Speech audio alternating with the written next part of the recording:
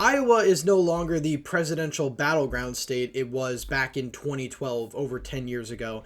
Now we know that Iowa is going to go Republican in 2024. The real question is, by how much? And in this video, obviously, we're going to pose the question of, is it likely that Donald Trump breaks double digits in Iowa? We're going to go more into Iowa's political shift more broadly, because this state has really had a political realignment over the last 10 years, specifically after the 2016 election. So we're going to get to all of that in just a second. But first, if you're new to the channel, please consider subscribing down below and liking this video if you enjoy.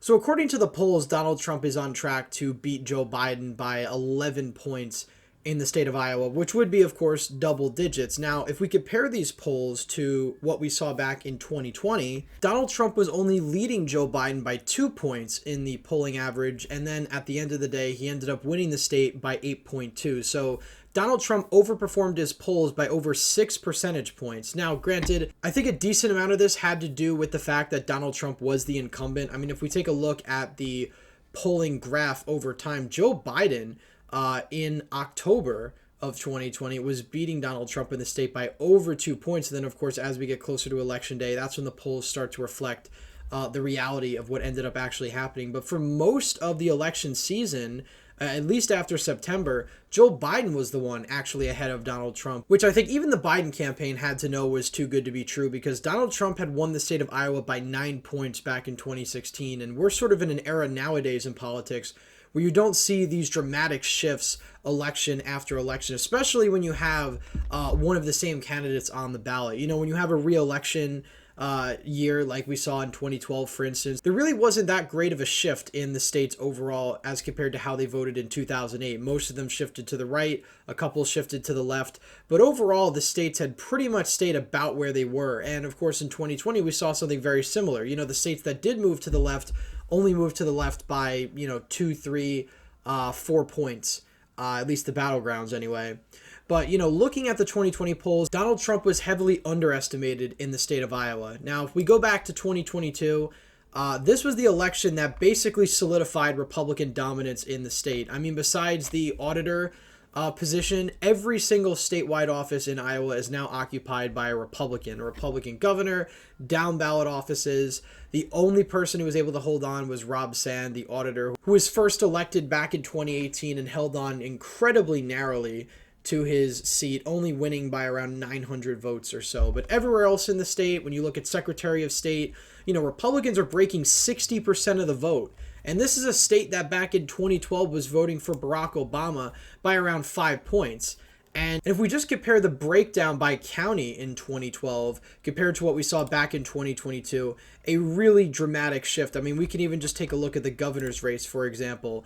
Look how red all of these rural counties are. I mean, obviously the northwestern part of the state has always been ancestrally Republican, but the eastern portion of the state, these are counties that voted for Barack Obama back in 2012. They are now dark red in 2022, and were also solidly for the GOP back in 2020. So 2020 rolls around, Donald Trump only wins the state of Iowa by 8.2%. Still a pretty large margin considering the fact that the nation as a whole moved about 2 to 3 points to the left. So Iowa basically stayed stagnant. There was a very minor trend towards the left, and it was really just in the Des Moines area and the Cedar Rapids area. Every other part of the state, most of the central and eastern portion of the states, trended to the right, in some cases by double digits in some of these counties. So that really tells you that there's still room for Republicans to grow in a lot of these Iowa counties. I mean, these are rural counties where in some cases the white population makes up over 95% of the voting population. And as we know, that's a solidly Republican voting demographic. And, some of these counties, Donald Trump is only getting 6-7 point leads even in 2020. So there's plenty of room, I think, for Republicans to grow in rural Iowa. We could see a situation in the next few years where Iowa votes more like Missouri rather than Minnesota. Now, I don't necessarily think Republicans will do that well on the presidential level. We could see, though, obviously Missouri is a lot darker red because you have more of an evangelical Christian population, especially down here in the South. But really, the Midwest as a whole has been zooming towards the right. We've seen the same shifts in Ohio. We saw the same shifts in 2016 in Pennsylvania, Michigan, and Wisconsin. And, those are going to be the battleground states that decide the 2024 election. It's not really going to be in the Sun Belt. If the polls are to be believed, Donald Trump has the Sun Belt on lock right now. Georgia is basically outside the margin of error for Donald Trump. Arizona is getting to the point where it looks like it might actually vote for Donald Trump. Nevada, Trump has a 6-point lead. So, we know Iowa's going to go Republican, but this is really just to illustrate how far the Democratic Party has really fallen in this state. And, Republicans have just completely dominated the political landscape.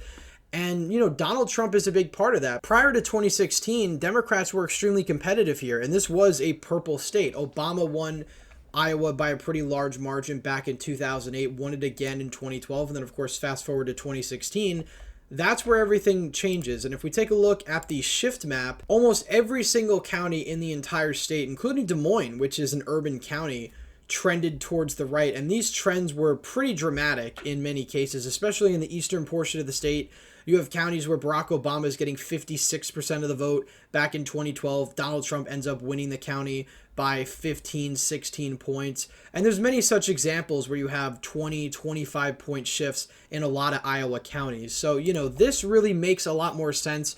Iowa basically lagged behind a lot of other states. When we saw the rural realignment of the late 20th and early 21st century, where you had Republicans winning the vast majority of counties around the country, Democrats really concentrating their support in and around cities, although things have changed a bit because now Republicans are losing ground in the suburbs, so Democrats are being able to win those suburban counties. But by and large, the Republicans have the massive geographic advantage when it comes to essentially any state in the country outside the Northeast, usually any blue state even. Republicans win the vast majority of counties, whether it's New York, Illinois, Minnesota, Virginia. Republicans have the advantage there. Now, that doesn't win elections, but when it comes to congressional races, for example, Republican voters are a lot less packed in than Democratic voters are, basically concentrated in sort of this 80-20 percentage in urban areas where you have the rest of the state voting, let's say 60-40 Republican, spread out geographically across population centers. So, Republicans have always had the geographic advantage, at least in the 21st century, in that sense. But looking forward to 2024, Joe Biden's numbers in Iowa are pretty abysmal. He's underwater by 21 percentage points, and if we go to the demographic breakdown among young voters, and this has been a trend we've seen in all the states we've covered so far when we've looked at the civics polls, young voters view Joe Biden the least favorably of any demographic, and older voters actually have the highest approval rating for Joe Biden. And in every single category when it comes to education, Joe Biden is now underwater, at least in Iowa. Among Democrats, he only has a 75% approval. And among independents, Joe Biden only has a 23% approval rating. Again, this is in the state of Iowa. Moving on down to race, 64-29 for white voters. Again, Iowa's a state that's about 90% white. So imagine most of these voters, the vast majority of these voters are going to vote Republican. And then you break down Latino and Black. Latinos viewing Joe Biden unfavorably by 8 points. Black voters viewing him favorably 65-21, which again aren't exactly the strong numbers you want as a Democrat among the Black vote, considering you need them to turn out if you want to have any chance at winning these critical swing states, because all of the swing states have, to some extent, a significant Black population, and obviously getting those voters out to vote is critical if Joe Biden wants to win re-election. But, looking at the electoral map more broadly, we talked about Minnesota in yesterday's video. That's a state that I think is probably going to benefit Donald Trump in the fact that there's going to be a significant third-party vote, which I think is going to drag Joe Biden's vote percentage potentially down below 50%, which would be disastrous for him. But Iowa, we could see a similar effect as well. Again, Donald Trump's voters and Republican voters, by and large, are voting for Donald Trump. When it comes to the Democratic side, the vast majority of voters are voting against Donald Trump and not necessarily for Joe Biden. And the approval numbers bear that out. Joe Biden has, depending on the state, anywhere from a 15 to 25% disapproval among registered Democratic voters or Democratic affiliated voters. So that's your own voting base basically saying that we don't necessarily like you, but we're going to vote for you over the Republican. And obviously among independents, as we just saw, the numbers are absolutely abysmal. So I think 2024 is going to continue Iowa's shift towards the right. You're probably going to continue to see trends towards the Republicans in the eastern part of the state, because again, if we look at the percentages in some of these rural counties, Donald Trump is getting 17-point margins, 20-point margins. These are counties that could easily be voting for Donald Trump by 25, 30 points. Now, I understand Iowa is not Missouri. It's not the South. You don't have as strong of an evangelical population, at least in the eastern portion of the state.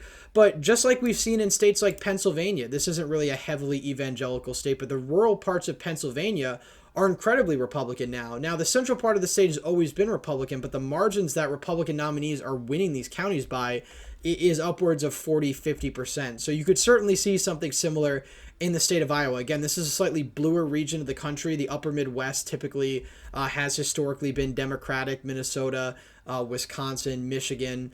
But Iowa is really moving in the direction of its southern neighbor, Missouri, and places like Indiana, Midwestern states that have trended very Republican since the era of Trump. And I think Donald Trump and his movement is mostly responsible for that. You've had rural shifts towards Republicans for decades, but 2016 was really the breakout for Republicans in Iowa because it made the state essentially non-competitive. And while Joe Biden and the Democrats spent some resources here in 2020, it would be futile to spend resources here in 2024. I think it's very likely that Donald Trump, at a minimum, wins the state by 10 points.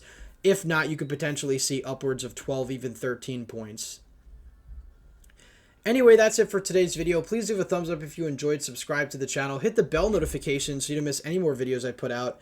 As always, again, thank you all for watching, and I hope to see you in the next one.